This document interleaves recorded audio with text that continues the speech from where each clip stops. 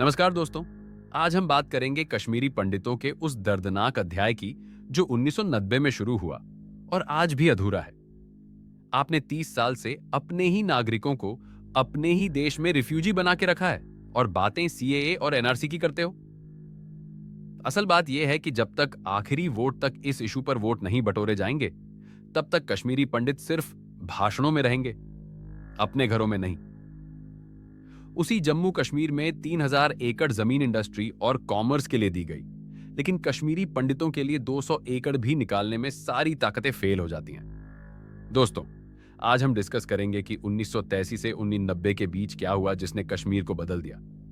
मैं आपको रिक्वेस्ट करूंगा कि थोड़ी देर के लिए अपनी आइडियोलॉजी साइड में रखकर सिर्फ फैक्ट्स सुने और लास्ट में खुद डिसाइड करें कि एक्चुअल में क्या हुआ था, एक्सोडस था या जेनोसाइड। पहले समझते हैं कि कश्मीरी पंडित कौन है।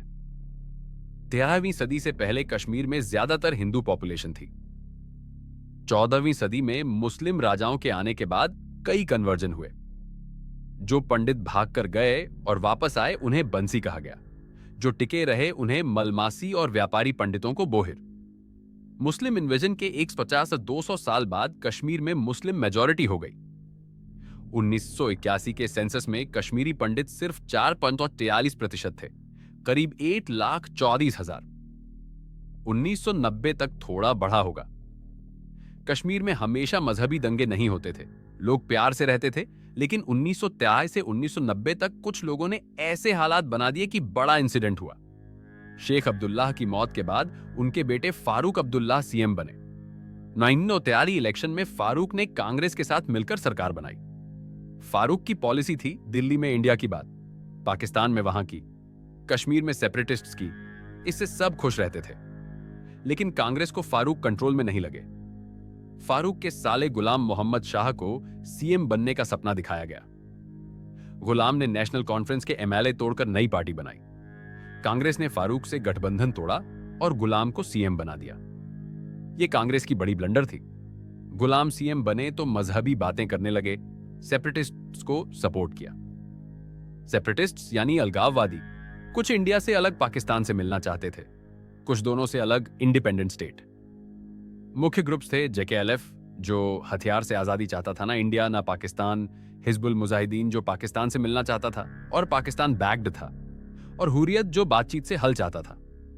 गुलाम ने मुस्लिम्स को भड़काया कि पंडित कम हैं, फिर भी जज, लॉयर, प्रोफेसर हर जगह हैं, और यह सच भी है कि पंडित पढ़े लिखे थे। 1986 में कांग्रेस ने अयोध्या में बाबरी का ताला खोला, शाहबानो केस के बाद हिंदू वोट बैलेंस करने को। इससे कश्मीर में दंगे भड़के। गुलाम ने कहा, न्यू सिविल सेक्रेटेरिएट में पुराना मंदिर गिराकर शाह मस्जिद बनाएंगे। पंडितों ने प्रोटेस्ट किया, दंगे हुए। यह दूसरी बार बड़ा अटैक था पंडितों पर। कांग्रेस को गलती का एहसास हुआ। 6 मार्च 1986 को गुलाम हटाए, गवर्नर रूल लगा। गवर्नर जगमोहन थे। 1947 में इलेक्शन आए। सेपरेटिस्ट्स ने एमयूएफ यानी मुस्लिम यूनाइटेड फ्रंट बनाया। मजहबी अपील से बड़ा सपोर्ट मिला, पाकिस्तान का भी, लेकिन कांग्रेस और नेशनल कॉन्फ्रेंस ने मिलकर रिगिंग की। व्यापक आरोप हैं, कई रिपोर्ट्स में कंफर्म। एमयूएफ के कई कैंडिडेट्स हार गए, बाद में बड़े आतंकवादी बने, जैसे यासीन मलिक, सैयद सलाहुद्दीन हिजबुल चीफ। रिगिंग के सबूत से लोकल गुस्सा बढ़ा, एमयूएफ लीडर्स जेल में डाले। इससे सेपरेटिस्ट्स ने कहा, पॉलिटिक्स व्यर्थ, हथियार उठाओ। जेकेएलएफ सबसे एक्टिव, युवाओं को पाक ट्रेनिंग भेजा, अफगान जिहाद का मॉडल अपनाया। अमेरिका पाक ने रूस को हराया तो इंडिया क्या। इससे सेपरेशन मूवमेंट मजहबी हो गया, एंटी इंडिया को एंटी हिंदू बनाया। लोग रिलीजन पर हथियार उठाते हैं, इसलिए रिलीजन प्राइमरी बनाया। मिलिटेंट्स ने हिंदू मुस्लिम दोनों मारे जो इंडिया सपोर्ट करे, लेकिन पंडितों को डिसएडवांटेज, उन्हें ऑटोमेटिकली इंडिया की तरफ माना। 1941-42 में टारगेटेड किलिंग्स शुरू हुई। टीका लाल टपलू बीजेपी लीडर, नीलकंठ गंजू जज। दिसंबर में रूबैया सईद किडनैप, आतंकवादी रिलीज। जनवरी 1990 में मस्जिदों से अनाउंसमेंट, न्यूज़पेपर में थ्रेट्स।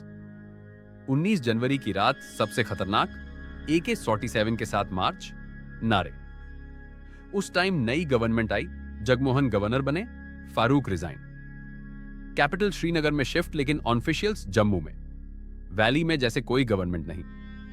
20 जनवरी से पंडितों का मास एक्सोडस शुरू। मार्च अप्रैल तक ज्यादातर चले गए।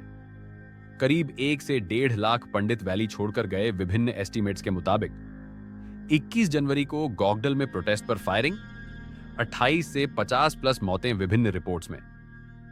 किलिंग्स ऑफिशियल 219 1943 से 2004 तक, लेकिन केपीएसएस जैसे ग्रुप्स 399 प्लस कहते हैं। जगमोहन पर आरोप, उन्होंने पंडितों को जाने दिया या प्रोत्साहित किया ताकि आर्मी फ्री हैंड ले। सपोर्टर्स कहते सही किया, नहीं तो और मौतें। 26,000 सोल्जर्स शहीद कश्मीर के चक्कर में, 7-8 हजार सिर्फ वैली में, लेकिन वोट बैंक नहीं। हुर्रियत की सिक्योरिटी पर करोड़ों खर्च।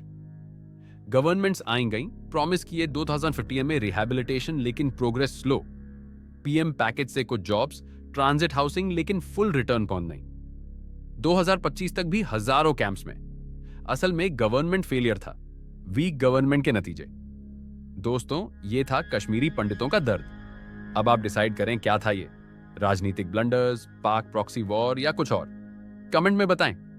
लाइक शेयर करें, सब्सक्राइब करें ताकि ऐसे टॉपिक्स पर और वीडियोस आएं।